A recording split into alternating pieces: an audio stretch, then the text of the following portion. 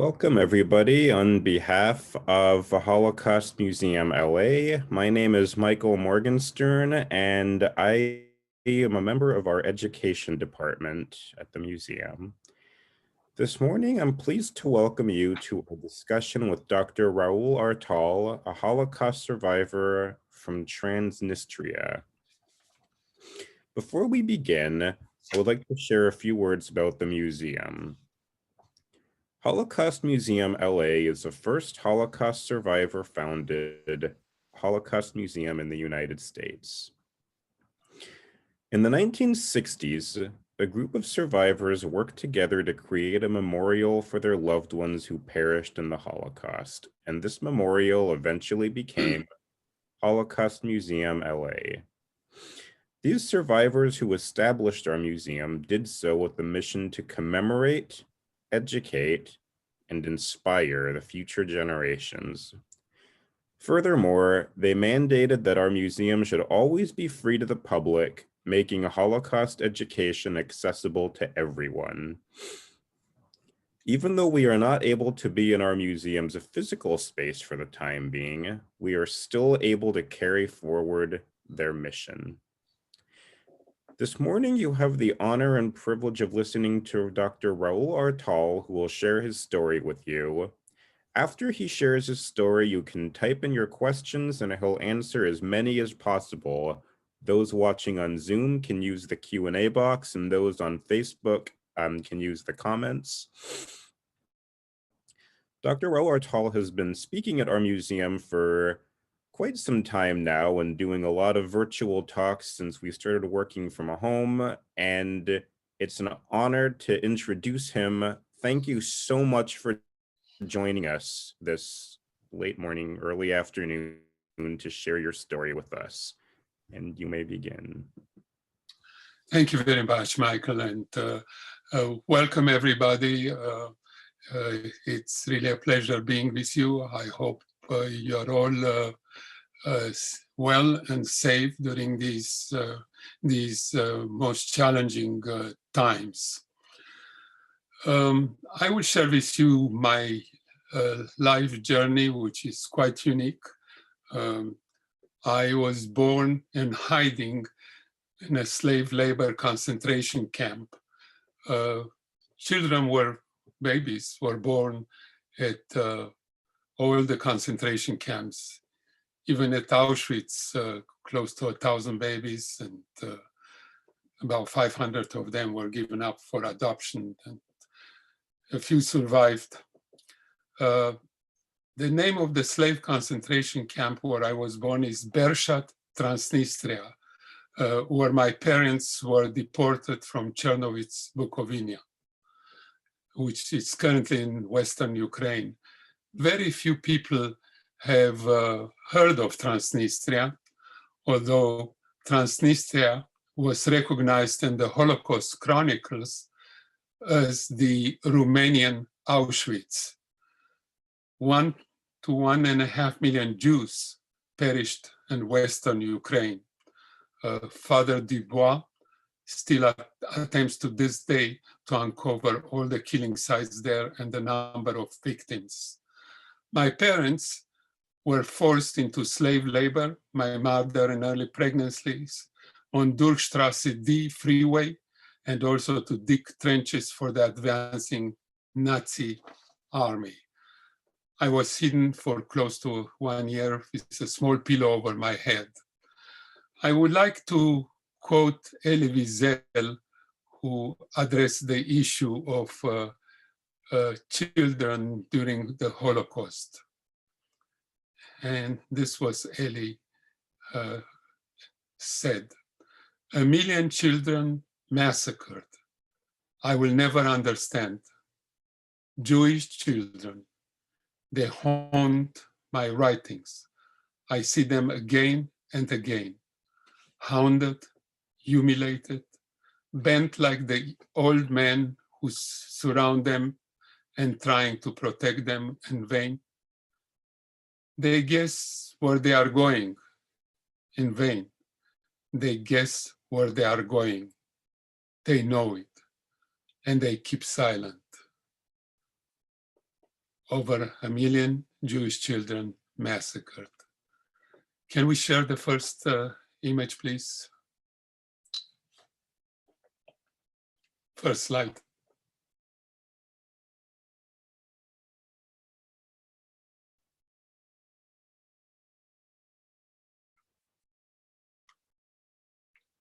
Can you please? Yeah, Raul, if you have it open on your computer, you can share it on yours, or is this okay? And let's see if I can advance it. No, I cannot advance it, so you will have to advance it. Next one, please.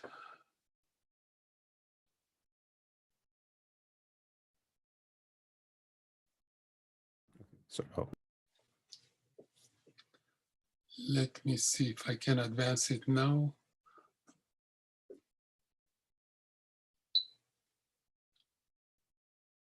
One back.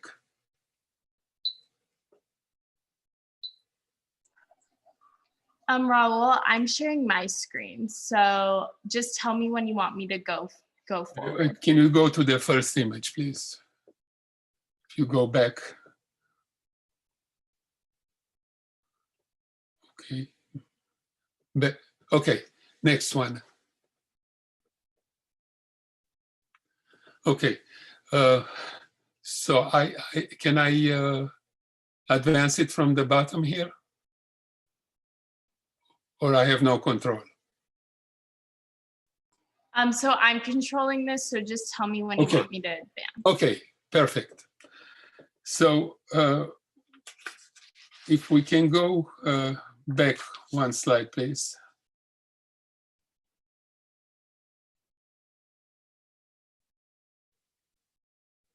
Okay, next, I think, okay, we'll go next. It's important to know the background. In 1935, in Germany, 3 laws were passed: the Reich Citizenship Law, the Law for the Protection of German Blood and German Honor, and the Law for the Protection of the Genetic Health of the German people. There were 4 phases to the destruction of the Jewish population in Europe and elsewhere. First, this involved social segregation, then limitation of travel, then establishment of the ghettos, and then systematic extermination. Next slide, please.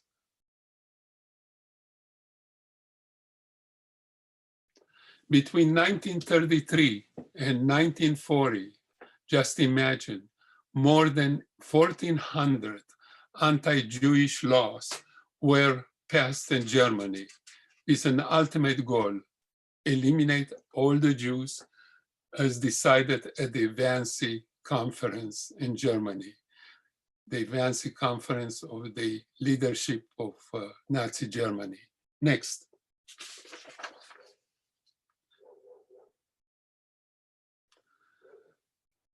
Initially,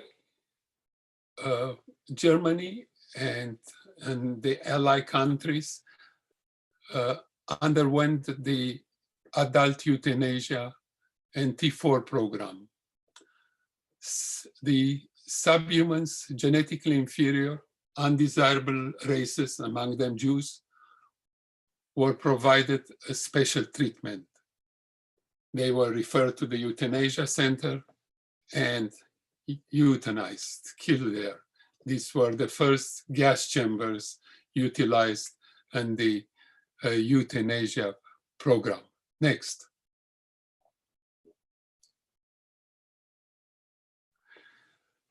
The Jews were considered genetically inferior, and that was the reason why they had to be eliminated. However, more recent studies actually indicate that among Ashkenazi Jewish people, the genetic disorders are rarer than in Northern European, to whom the Germans belonged. Next.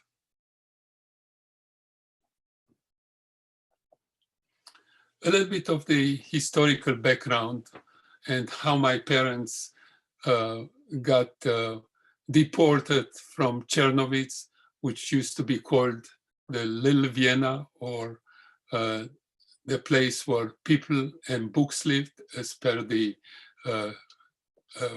very well-known Jewish poet Paul Celan. 1939, Molotov and Ribbentrop Pact, and then the pact with Romania. Ion Antonescu signs an ally pact with Germany. Germany and Romania attacks USSR, West Ukraine, and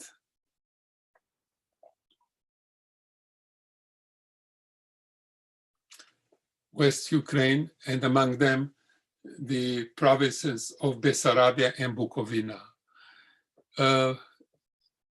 Bandera, right-wing Ukrainian organization, declares independent Ukraine, and they collaborate with Nazi Germany. Germany rewards Romania for them joining them with giving them Bessarabia, Bukovina, and Transnistria. Transnistria was an artificially created region between the Romanian territory of Moldova and Ukraine, between the rivers Dniester and Bug. Bessarabia historically was part of the Tsarist Russian Empire. And ironically, many of the Jewish intellectuals during the communist regime were considered capitalists and exiled to Siberia. None of them ever returned. Ironically, later on, the Nazis and their allies considered the Jews to be communists and killed them for similar reasons, and also for racist purification. Bukovina was part of the Austrian-Hungarian Empire, and Chernovitz was the capital of Bukovina. Next. Here you can see Transnistria on the right corner between the river Dniester and Bug. Believe it or not, to this day, there is still a country in Europe, a sliver of what Transnistria used to be at that time, also called Transnistria, and it's the only remaining communist country in Europe. Next. I was born in 1943 in Bershad-Transnistria and hiding in Nazi labor and extermination camp. It was a difficult delivery, a bridge delivery. I came into this world with my feet first, and luckily was not discovered and was able to survive. But my very difficult delivery that my mother had to endure inspired me later on to become an obstetrician and specializing in high-risk obstetrics. Next. This is my grandfather, Samuel Mittelmark, who this is a photograph taken immediately after World War I, when my father's family was residing in Vienna, Austria. He was recruited and fought on the Russian front, was a prisoner taken by the Russians, and then returned to, after 4 years of harsh imprisonment, to Vienna, and from Vienna they moved to Bukovina, Chernovitz. Next. Here is my father in the front row with his sister and his older brother behind, and his mother, and their business. They had a lumber, construction and forestry business in Western Ukraine, in a place called Storozhenets, next to Chernovitz. Next. These are my mother's parents. My mother was the youngest of 9 children. Her father, Israel Gitzis, was a pharmacist and the mayor of a town in Khotin called in Bessarabia called Khotin. And my grandmother was trained as an opera singer, and actually my mother and next was inspired by my grandmother, and my mother also studied piano and voice at the Music Academy in Odessa and then in Chernovitz, and she trained to become a concert pianist. Next. She gave her graduation concert at the Chernovitz Theater in Chernovitz a few years before the onset of World War II. Next. Here is my mother, after she was returning 1 year before the deportation to the concentration camp. At the time, she was appointed as a piano teacher at the Music Academy, Music Conservatory in Chernovitz, and this is one of her colleagues. I share with you this photograph because I want you to remember this fur coat that she has on. Next. The final solution, as per the Wannsee Conference, was that in terms of the Jewish question, the policy was very clear: extermination through work, and those that could not work, eliminate. My parents were condemned to slavery. Next. And they were sent to the concentration camp called Bershad-Transnistria. You could see it just above the Black Sea, right lower corner.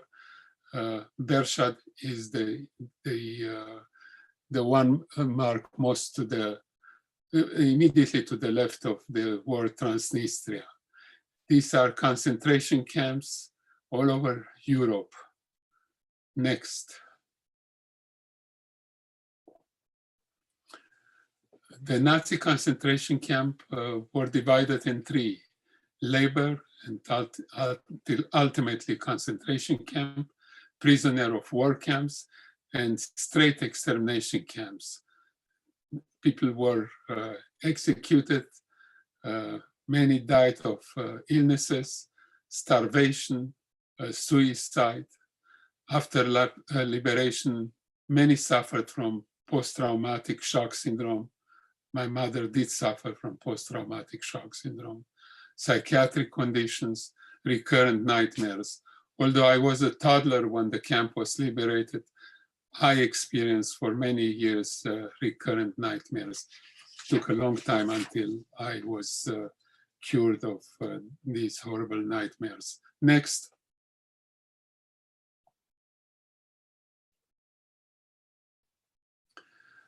Jews were forced out from their homes and herded in death marches by Romanian soldiers, Ukrainian militia, and under the supervision and directions of Einsatzgruppen D, or the Death Squad D, under the command of the infamous Otto Ollendorf, who at the Nuremberg trials was found personally responsible for the murder of 90,000 Jewish people. Jewish property was allocated to ethnic Romanian as state property and was never returned, even after the war. Deportees marched, like my parents and grandparents, over 100 miles. Jews and most of the deportees underwent mass execution and forced labor. forced slave labor. Next. Here are people in Chernovitz at the beginning of the death marches to the concentration camps. In Chernovitz, there were close to 100,000 Jewish people. Prior to World War II, close to half of the population of Chernovitz was Jewish, with a long and wonderful tradition. Thank you. Next. Here are the people on the death marches. They were allowed to bring along some personal belongings. Those that could not walk, just like my grandfather, were shot and their bodies thrown to the side of the road. My grandfather, Israel Gitzis, was killed, could not walk any longer, and his body was thrown somewhere on the side of the road. To this day, we don't know where, but we know it was in Western Ukraine on the way to the concentration camp. Next. Here are the Ukrainian policemen, Romanian soldiers supervising the death marches. Next. What happened on the way and in many locations, the local Ukrainian would beat Jews in the street. Many times they will rape the women, and after they rape them, they will throw them alive into limestone burning ovens. Horrible. Next. These are the different ways that the Jewish deportees took to Transnistria. You can see Transnistria in the middle of the slide, and to the right you could see Bershad.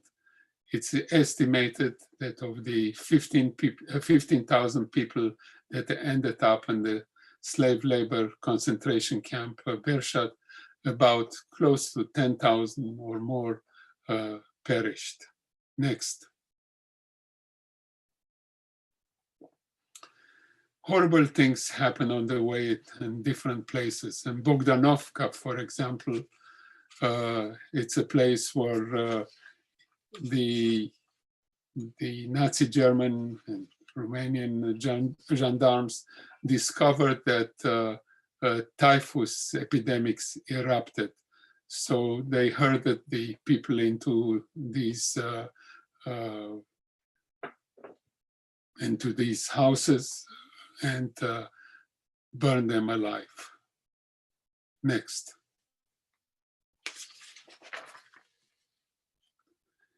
Here again, mothers on the way to Transnistria, carrying their babies and a few belongings.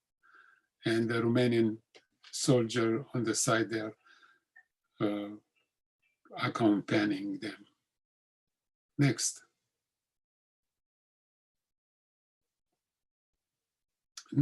Next. On the way, many mothers and children were killed. The German soldiers were instructed to save bullets. And here you can see a German soldier pointing a gun at a mother and her baby. And this is a famous photograph actually found at many of the Holocaust museums. Next. Every 30 kilometers or so, about 50 miles, the victims were asked to dig trenches, and they would be killed in those trenches and covered with earth, with dirt. A similar occurrence occurred also at Babi Yar near Kiev. Next.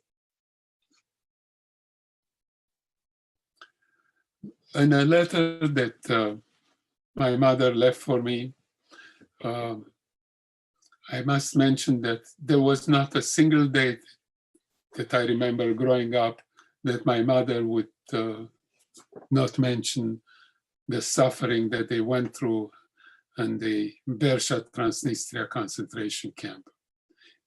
The thing that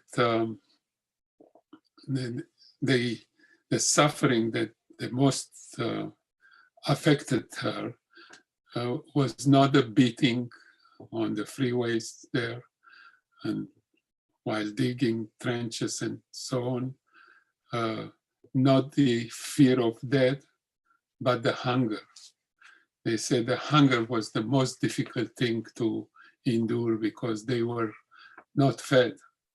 They were allowed to dig in the earth and recover some potatoes or things from around the concentration camp in Bershad, which was in the middle of nowhere.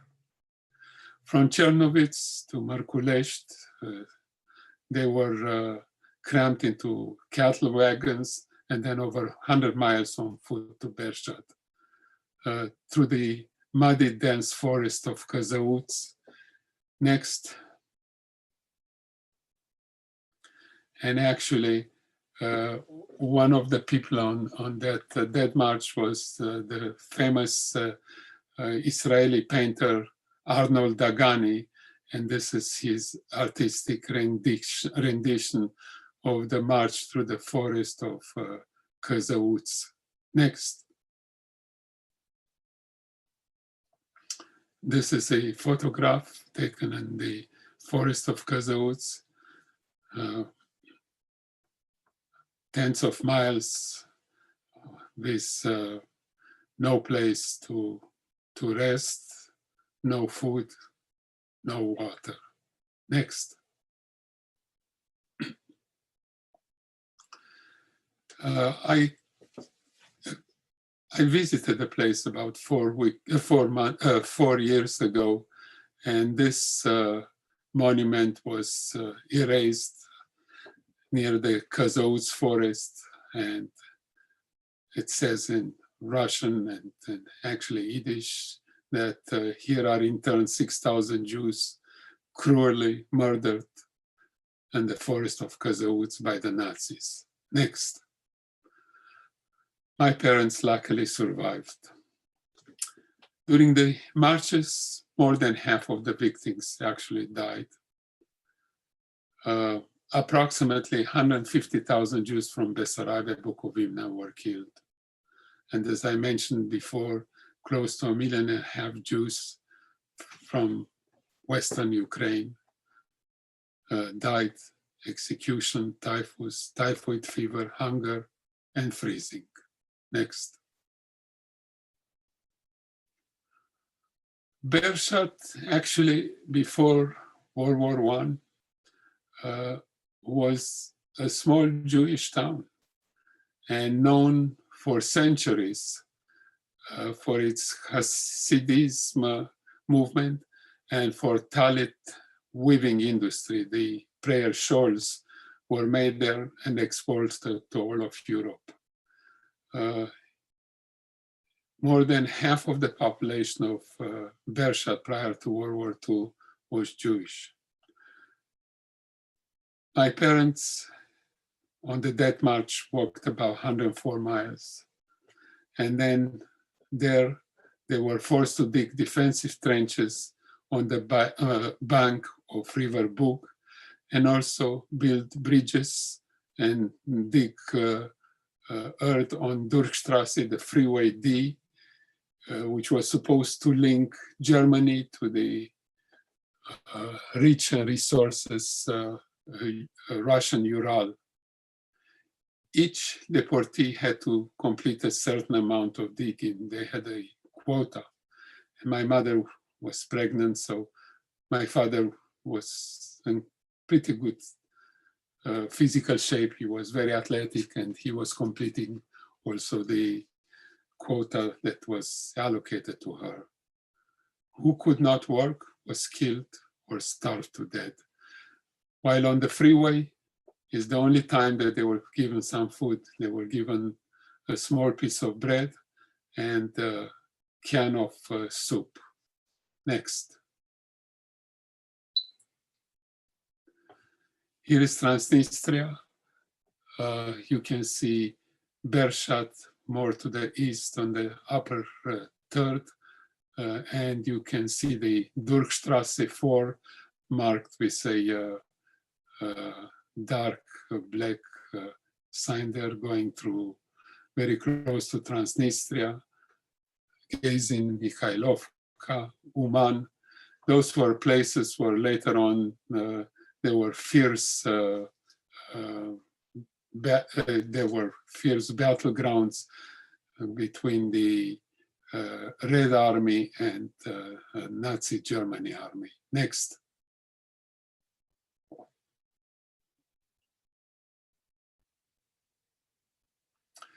Bershad was not far from a small town. Actually, it's a mid-sized town right now called Vinica. And next to Vinica, the Nazi German built the Eastern werewolf bunker for Hitler, from where Hitler was supposed to direct the offensive on Moscow. And actually, he visited the place only once, but since the Nazi Germany army did not advance beyond a proximity from there, he never got to use that bunker. However, Vinica is known for the Vinica town for some infamous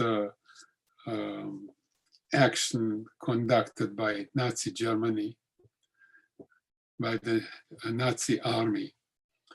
In preparation for Hitler's first visit to the Vinica, to the werewolf bunker, they killed all the Jews in the Vinica town. And then they found out that there were some Jewish babies left in the local maternity hospital. So they went to the maternity hospital. They asked who are the Jewish mothers in labor. And the Jewish mothers were identified, took them out and shot them to death. They killed them. Then they came back and they asked which one are the Jewish babies. And the Jewish babies were identified and thrown out the window of the third floor windows, just like unwanted kittens. They all smashed to death. Next. Another famous photograph and that was found in the pocket of this dead German officer. And on the back of the photograph was written, "Last Jew in Vinica." Some of the Holocaust museums display this photograph. It's a famous photo. Next. Babies were born at all concentration camps. Here are pregnant women at Auschwitz. And as I mentioned before, about 500 of these babies that had Aryan feature actually were given out for adoption. Most of the babies were drowned by one of the two midwives there in buckets filled with water. There was a second midwife, Stanislawa Legzinska, a Polish Catholic midwife who was an absolute angel, and she tried to save as many as possible Jewish babies by hiding them between the legs of these women while they were sent back to the barracks. And many of the babies survived, and you may ask how. Well, the guards were afraid to walk into the premises, into the barracks because they were afraid of disease. Next. This is Stanislava Lezhinska. She delivered over 3,000 babies. Next. Bershad, which I visited about 5 years ago for the first time, the locals tell me that nothing has changed since World War II. I know that I was born in a cowshed, and then my parents were moved to into a half-destroyed house, just like the one you see in this photograph, of approximately 21,000 in 1941. Only 9,000 survived, and probably there were more dead than 21,000. Nobody was keeping really track of the deaths. Next. This is a rendition of artist rendition by Arnold Dagani of downtown, quote unquote, Bershad. Next. And Bershad was surrounded only by a barbed wire fence. That's another painting by Dagani. Next. And as you recall, here is the cowshed that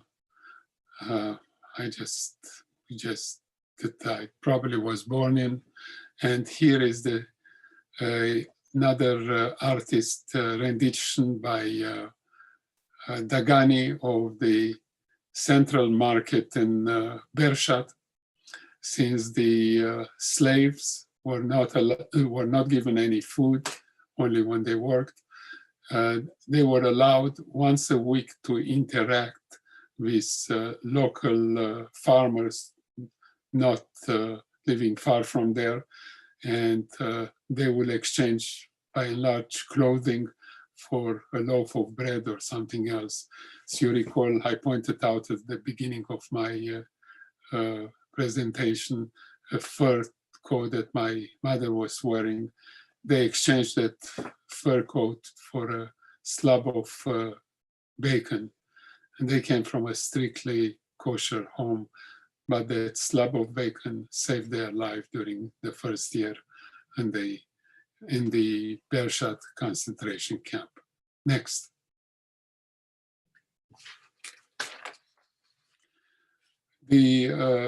For a while, the Einsatzgruppe D, the Death Squad D, under the command of Otto Hollander, that I previously mentioned, had their command center in Bershad. And next,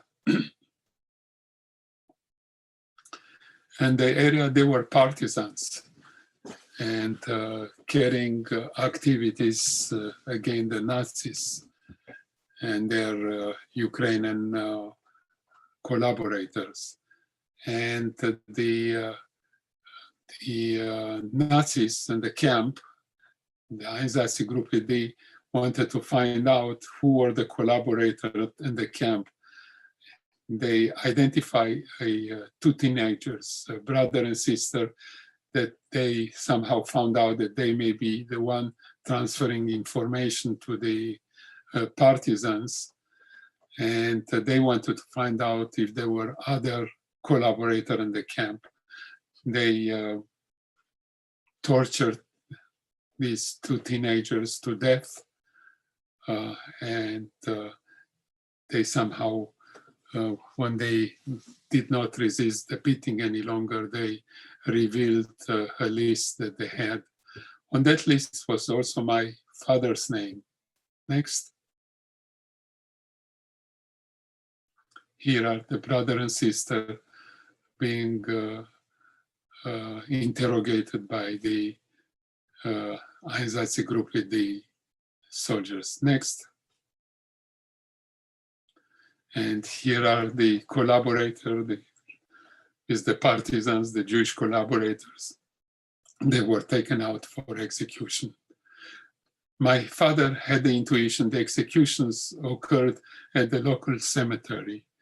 And that's not from the original execution place on the local cemetery.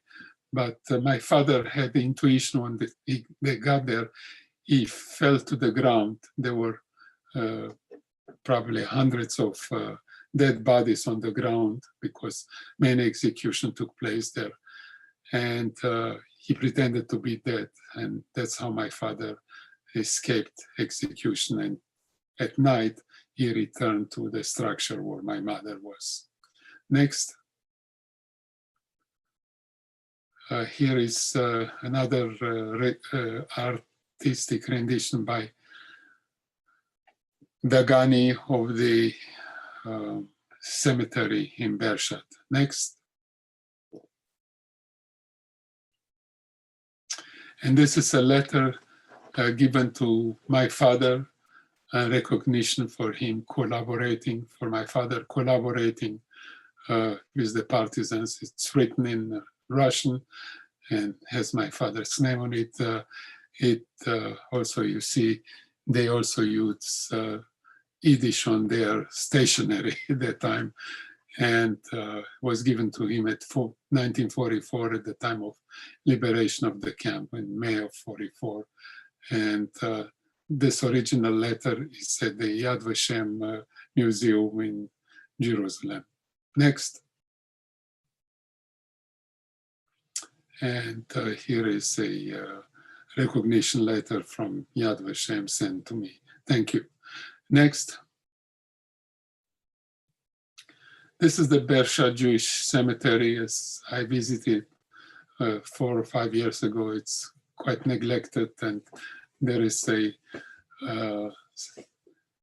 monument there in the middle, and the memory of the 15,000 or more Jewish people that died, that were killed in Bershad. Next. As I mentioned before, Father Patrick Dubois' project is to unearth or discover all the places where Jews were killed in Ukraine. And because to this day they don't know how many were killed there, and he came up with this really genius idea of using metal detectors and going to places where he found out that there were execution places, and unearthing the bullets, and knowing that the Germans saved on bullets and used 1 bullet per person. He will count the number of bullets and to find out how many people were killed at each locations. Next. Information about the killings were actually concealed, even by the Red Cross. And this is a letter written by one of the higher ups in the Red Cross, and saying, we have just received the enclosed report on a visit made to the ghettos in Transnistria by our delegate in Bucharest. And they are known to us. Our headquarters pointed out that these reports, the reports of how many people were killed there, are of a confidential nature, that they are only intended for the American government and may under no circumstances be given to any Jewish organization. So the Jews are not supposed to know. Next.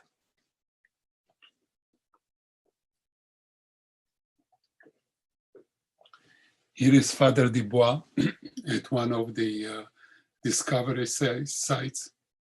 I had the honor to meet Father Dubois. He's absolutely incredible. I don't have enough accolades for him. He was in charge of the Vatican with relations with the Jewish community around the world, but very passionate about this project, and you can find out more details in his book. Next. and the Holocaust by bullets. Father Dubois actually estimates that 1.5 million Jews were murdered in Ukraine. Next. And these are different numbers, because they don't know to this day exactly how many people died there at the different locations. It is speculated that more than 150,000 died in Transnistria. Next. Liberation of Bershad occurred immediately after the victory of the Red Army at Stalingrad. Stalingrad was liberated in January, and Bershad was liberated less than a year later in March, actually more than a year, in March of 1944. Next. And I have a little story about the liberation. When the Red Army liberated the camp, the soldiers were under strict orders, the Russian soldiers and officers, not to allow any of the refugees on the trucks.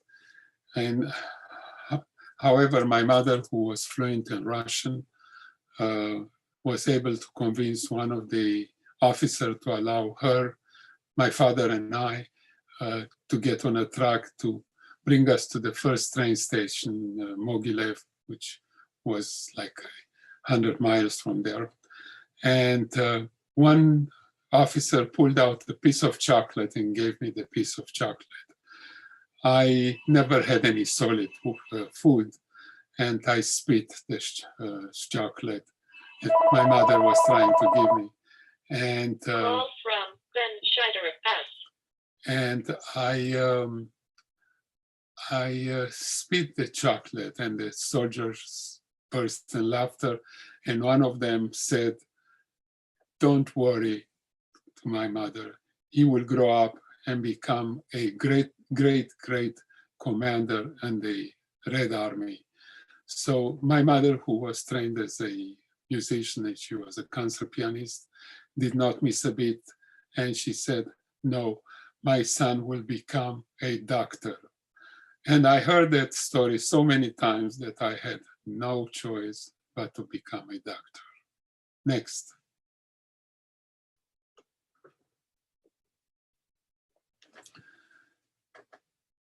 Camp liberated in 1944. Returning home, there was no welcome. My parents were not allowed in their original homes. We lived in a small room on the 3rd floor of a building. Next. This is my father liberation card from the concentration camp. And I share this with you because this is also my only birth certificate. If you can see above my father's photograph, my name is inscribed with the year of birth. This was the only document that I had from the concentration camp. That was issued by the Association of people that were deported to Transnistria. Next. This was my first photograph at the age of 1. Next.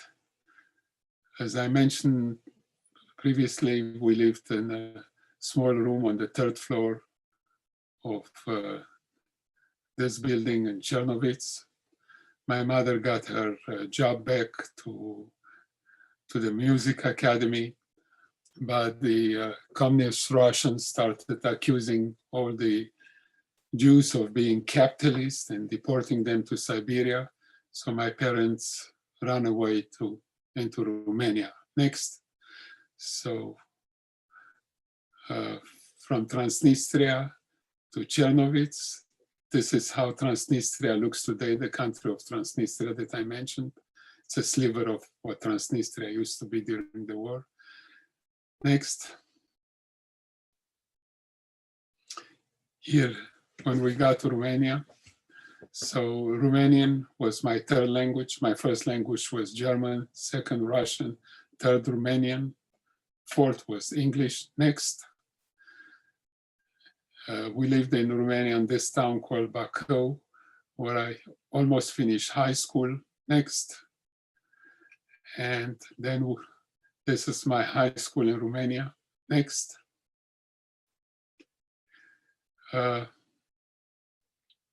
In the words of Elie Wiesel, he conducted a survey in 2015.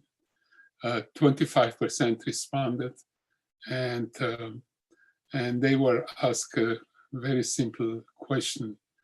The country forbids, bans Holocaust denial and forbids fascist symbols. However, 25% of those that responded to the questionnaire say that Romania should have no Jewish residents. 11% only said Jews are a problem for Romania. 22% of them would like Jews as tourists only. Prior to World War II, Iași, the capital of Moldova, had 127 synagogues, a very large Jewish population. Today, they just have one synagogue and probably only a dozen of Jews live there. Prior to World War II, close to 1 million Jews lived in Romania. And census of 2011 conducted by Elie Wiesel, only about 3,200 Jews are still left in Romania. Next. A few years ago, I was invited as an honorary speaker at an international meeting in Bucharest on an obstetrical issue. Didn't talk about the Holocaust, but when they found out that I'm Jewish and a survivor of the Holocaust, despite the fact that I was given this medal, most of the people there that were on the welcome committee ignored me. Next. This is my immigration document from Romania to the States in 1960, who came to New York. Next. And I was supposed to finish high school, but they told me that I had the chance to get admitted to City College because I almost finished high school in Romania. However, next, while walking on one of the small streets of Madison Avenue, on the door of a small restaurant, there was a plaque in English, and it said, "No dogs, no Negroes, no Jews." When my parents saw that, they said, "We're out of here." And we moved to Israel. Next. I had yet to finish high school, barely knew how to speak Hebrew. I actually didn't know Hebrew, and had to learn how to speak Hebrew. And I spent about half a year in a kibbutz, or during the day I worked on and did all kinds of things, from working on the fields of on avocado trees and other chores in the kibbutz. And in the evenings they taught us Hebrew. I finished high school in a year later on, and I consider this my biggest academic accomplishment in life, more than finishing medical school. Next. Then I served in the military office, army, in the Israeli army, and where I met my future wife, Michal, and later on we got married, finished medical school together. And one thing that I would like to conclude, that it's very sad that anti-Semitism is still persisting today all over the world. Sadly, also in our own country here. And very sad to find out that on many college campuses, anti-Semitism is happened. The Jewish global community is at risk, where we're witnessing a rise in violence against Jews not seen for decades. Ancient anti-Semitic canards, false rumors, and conspiracies are finding new practitioners. Senseless acts of hatred, demonization, intolerance, and xenophobia are becoming all too common. The Soviet communists deported Jews to Siberia, accusing them of being capitalists. Anti-Semites in Europe and in the USA prior to World War II accused Jews of being socialists and communists. Is it ignorance, scapegoating, fear, or judging others to feel better about oneself? Next. One thing that was particularly satisfying to me 5 years ago when I visited Chernovitz and Transnistria for the first time since the liberation, I had the opportunity to parade on the streets of Chernovitz with an Israeli delegation and a few survivors. And you can see me here in the first front row with the orange sweatshirt carrying an Israeli camp. I believe this is my last slide. So I thank you for allowing me to share with you my life journey. And I'm open to questions. Thank you so much for sharing your story with us. We do have quite a few questions from the audience. The first question is,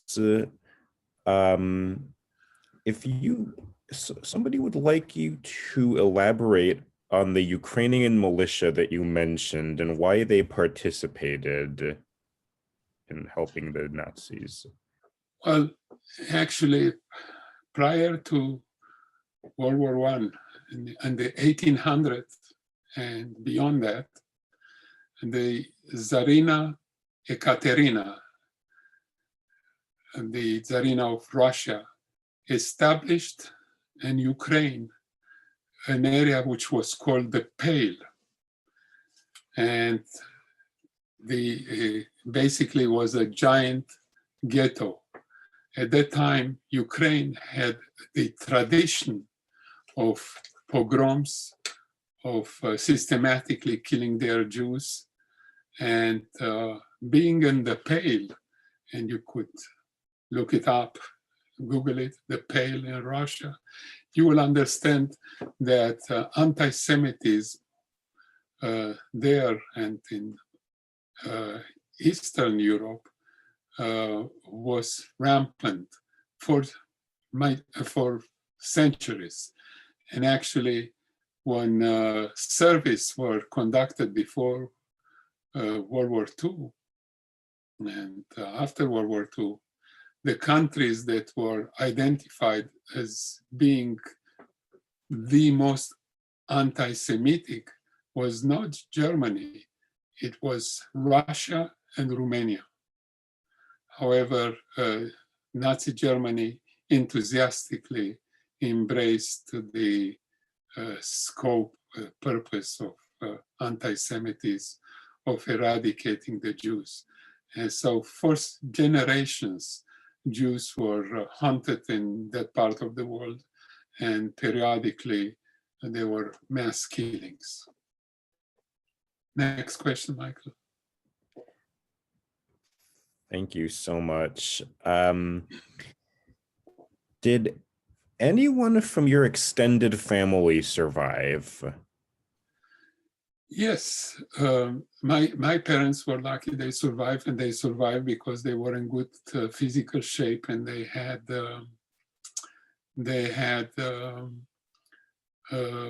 were able to work.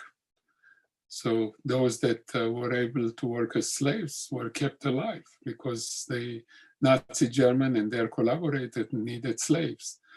As to families, my aunt, my mother's sister that was deported with them, and her husband and daughter and son survived. And they are lucky they survived, because those that were not taken out for execution died of disease, typhus, typhoid, and hunger. Next.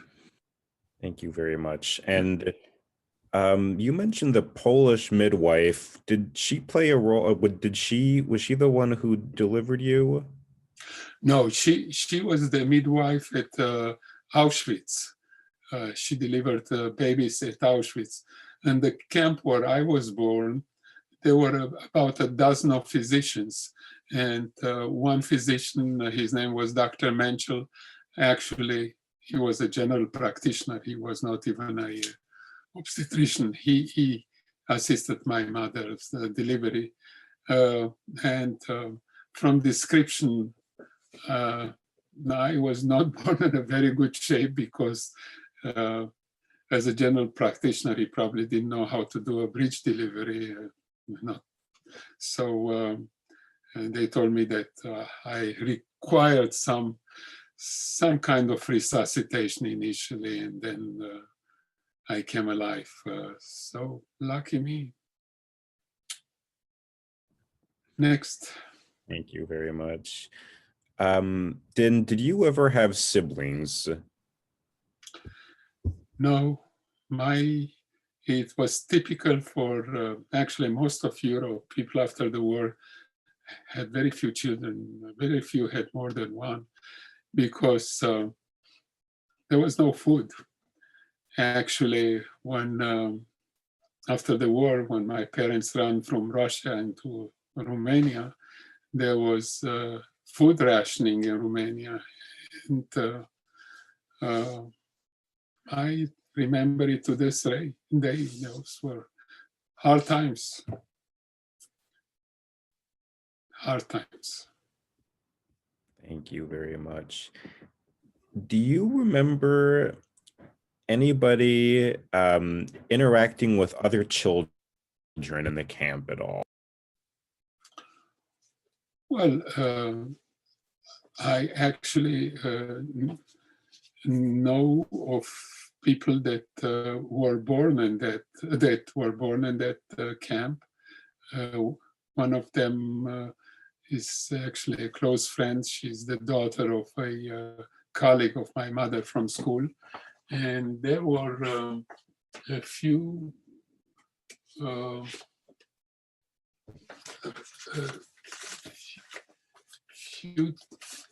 children that were orphaned and survived. And this is a book that I highly recommend, Ruth Journey by Ruth Glasberg. Ruth Glasberg Gold, whom I had the privilege and honor to meet. Her parents and brother died in the camp in Bershad, and she survived alone. She was like 11, 12 years old, and she survived. She survived hunger and disease.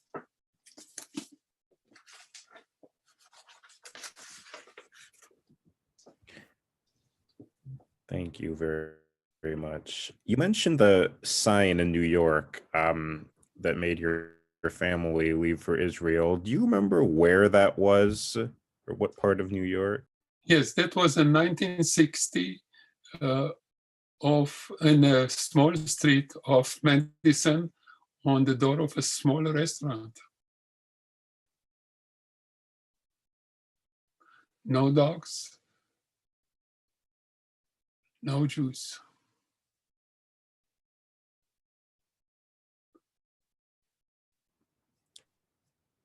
Thank you very much.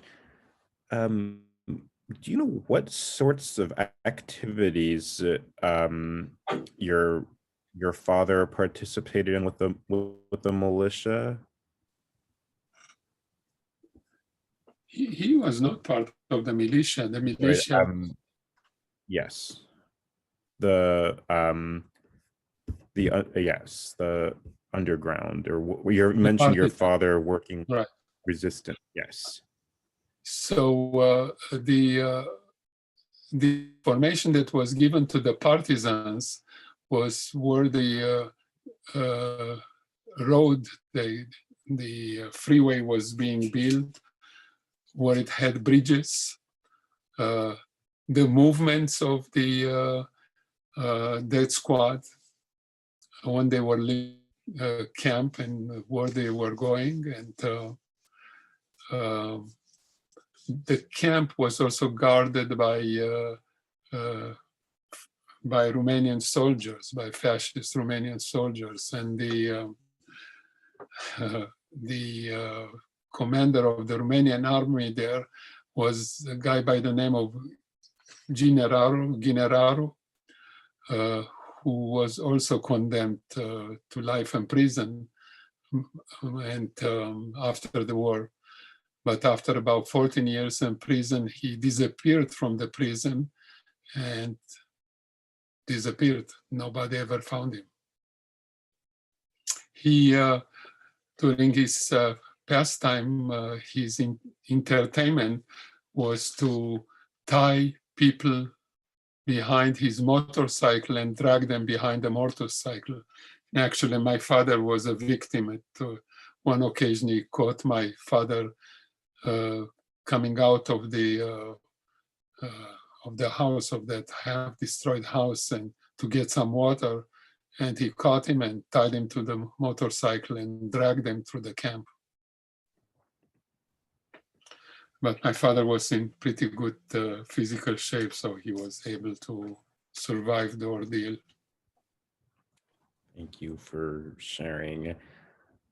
Do you know and have any other insight as to how your mother kept you alive during those first couple of years of your life? Well, it was only 1 year in the camp. The Red Army liberated the camp when I was close to 1 year old. I was, luckily enough, she had breast milk. So I was breastfed. That was my luck, because many babies died of disease. And when they were discovered, the Germans or their Romanian collaborators would kill these babies. So they kept me hidden in that half-destroyed house with a pillow over, a small pillow that they were able to get somewhere, for the entire close to 10 months that I was hidden. Thank you. Tonight is the first night of Hanukkah, and so I'm wondering if you have any memories of celebrating Hanukkah with your parents after the war, either your brief time in the US or in Israel. Absolutely. My parents always lit the candles, and for those of you that are going to lit the candles this week, Chag Sameach, Happy Hanukkah, and I wish everybody to be safe and do well. Thank you very much. And I think a good question to conclude with, one of our viewers would like to know, what is your advice on how we as Americans can combat the resurgence of anti-Semitism? Well, I think it has to start early in schools, and many schools right now address the issues of anti-Semitism. So sharing information about the Jewish people and people of other faith is essential, and whatever education or information is shared at very early age gets absorbed. And the sad thing is that Jewish people are still being demonized, and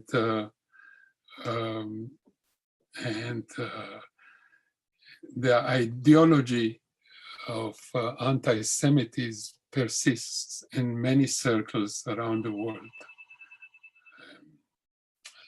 sadly enough.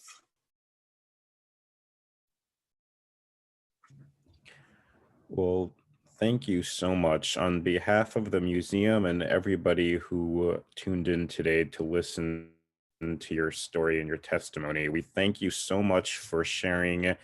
I know that those who watched will remember this, and it's something that they will be able to pass on. So we thank you so much for everything that you have shared with us today, and for all the work that you do for our community with the museum by sharing your story and teaching others, particularly students, about the history of the Holocaust. So we thank you so much. We wish you a happy Hanukkah, Chag Sameach, to our audience who will be celebrating tonight for the next 8 nights. And we're so appreciative, again, of everything that you have done for us. So we thank you so much. And again, everybody, we wish you all a happy, healthy, and safe weekend. And please keep tuning into our events. We have survivor speakers every Thursday at 11 a.m. So thank you very much. Thank you as well. And thank you for joining me, and happy Hanukkah to those that celebrate Hanukkah, and all the best to and best wishes to those that pretty soon will celebrate Christmas and New Year's.